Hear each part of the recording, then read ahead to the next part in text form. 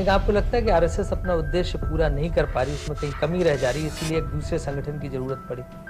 आप निर्जान को सुनो, हम हमारे लता मंगेशकर को सुनेंगे, आशा को सुनेंगे।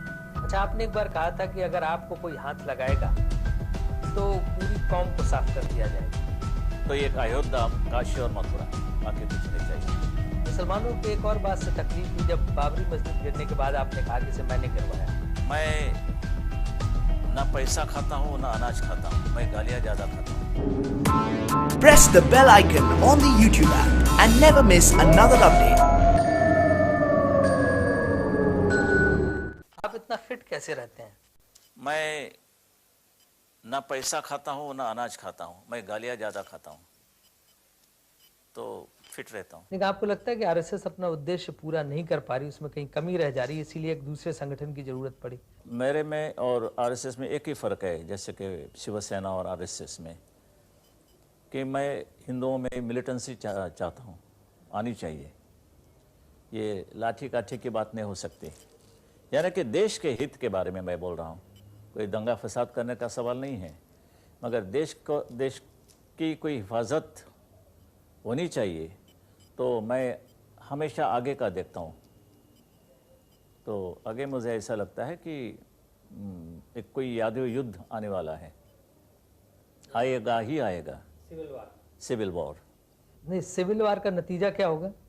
It is something like an unrest. लोगों के मन में जो एक हवा जा रही है, दबी हुई है, वो विस्फोट से बाहर आएगी।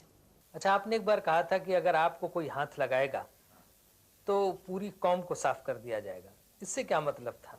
मैंने कहा कि जाति जमाते की जो भी कौम हो, ये कहा कि मुसलमान हो, उसकी कौम हम खत्म करेंगे। मुसलमानों की भावनाओं को ठेस नहीं पहुंचेगी? भाई, ये देश किसका है ये पहले बताइए। मुसलमान को पाकिस्तान मिल गया है, हमें हमारा जो बाकी बात रही वो हिंदुस्तान है।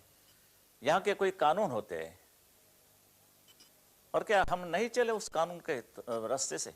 तो महाराष्ट्र में तो आपकी सरकार है, आप हम तो यूनिफॉर्म कर रहे हैं, सिविल कोड लागू नहीं जरूर करेंगे। हम बकवास नहीं कर रहे हैं। बिल्कुल यूनिफॉर्म सिविल कोड लागू करेंगे आप महाराष्ट्र में? बिल्कुल। It is in the interest of the nation. हम क्या बुरी कर रहे हैं? कोई सरकार तो कोई उखाड़ नहीं दे रहा है। तो anything that interest, it is in the interest of the nation, हम तो करेंगे। कैसे रोकेंगे? कौन रोकेगा? आपने कहा था बांग्लादेशी मुसलमानों के यहाँ से हटाएंगे। जहां जहां मिलेंगे वहां से हटाएंगे, पाकिस्तान के हो या बांग्लादेश के हो। आप उनको बंबई या महाराष्ट्र से निकालेंगे या देश से निकालने की बात करते हैं? देश को कैसे निकाले? हमारे यहाँ से हम निकालेंगे, उसको छोड़ देंगे उनके बॉर्डर तक, और यहाँ राजस्थान के बॉर्डर्स थे, चाहे तो पाकिस्तान में जाओ, मगर यहाँ नहीं, क्योंकि वो इस्लाम का ये देश है। जाओ वहाँ जाके नमाज पढ़ो आराम से। नहीं, आम मुसलमान आपसे डरा रहता है, उसको लगता है कि आप उसके खिलाफ हैं। मैं बात नहीं कर रहा हूँ, मैं उसी मुसलमान की बात कर रहा हूँ जो प्रो पाकिस्तान है। तो उनको पाकिस्तान मिल गया, हमें हिंदुस्तान मिला, चलो चुपचाप बैठो, आराम से रहो। आप निर्जान को सुनो, हम हमारे लता मंगेशकर को सुनेंगे, आशा को सुनेंगे। और क्या चाहिए आपको? मन में उनकी जो एक दुश्मनी है वो हम कभी बर्दाश्त नहीं करेंगे। लेकिन अगर वो लता मंगेशकर को सुने और आप गुलाम अली को सुने तो इसमें क्या फर्क है, क्या परेशानी? इससे पहले तो हम सभी का मान रखना चाहते थे, यानी कि इमरान, कोई मियांदात हो और कोई हो, बड़े अच्छे खिलाड़ी है वो। ये खिलाड़ी है तो भी जब वो कोई मज़हब की बात करते हैं, यानी कि कहो वो कहते कि ये हम जब भी हिंदुस्तान के खिलाफ क्रिकेट खेलते हैं तो जिहाद पुकारते हैं हम। तो जब भी जिहाद की बात करते हैं तो हम क्या करें? तो मैं कहता हूँ कि ये स्पोर्ट्स नहीं है, मैं कभी नहीं मानूंगा। मुसलमानों की एक और बात से तकलीफ हुई जब बाबरी मस्जिद गिरने के बाद आपने कहा कि इसे मैंने गिरवाया। मानो कि भाई बाबरी मस्जिद गिराने के बाद इनको तकलीफ होती है, तो विस्फोट की बात क्या करें, कैसे करें? भाई ये हमारे देश की बात है, यानी कि जो हमारी भावनाएं हैं राम और कृष्ण के बारे में, तो एक अयोध्या, काशी और मथुरा, बाकी कुछ नहीं चाहिए हमको। रख दो आपके पास। तो मथुरा काशी के लिए आंदोलन कब करेंगे? आंदोलन का क्या सवाल है? चलो गवर्नमेंट ले आइए दिल्ली में, सेंट्रल गवर्नमेंट, और वो हिम्मत नहीं कहे बताएं तो हमें उनके खिलाफ भी लड़ना पड़ेगा। कोई भी हो, वो बीजेपी की गवर्नमेंट हो तो भी मैं लड़ूंगा, पूना में आपने पब्स बंद करवा दिए, क्या बम्बई में भी बंद करवाएंगे? मैंने नहीं कि ये बात है ऐसे कि एक प्रोग्राम के बाद जब भी मैं गाड़ी में बैठ जा रहा था उस वक्त गोपीनाथ मुंडे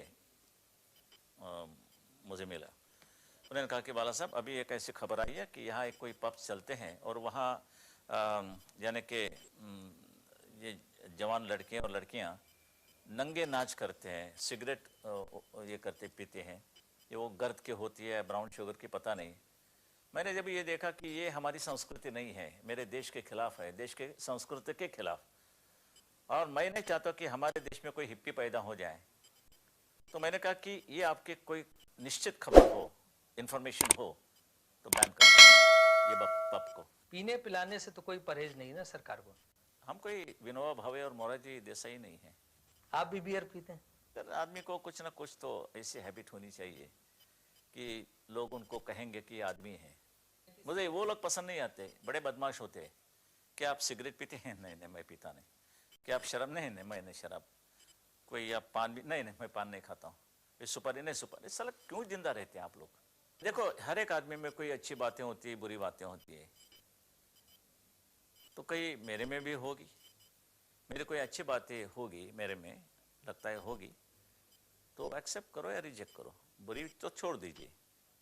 मगर अच्छी बातों के बारे में भी मैं आपको ये कहूँगा कि आपको पसंद होगी तो एक्सेप्ट और रिजेक्ट, आई डोंट केयर।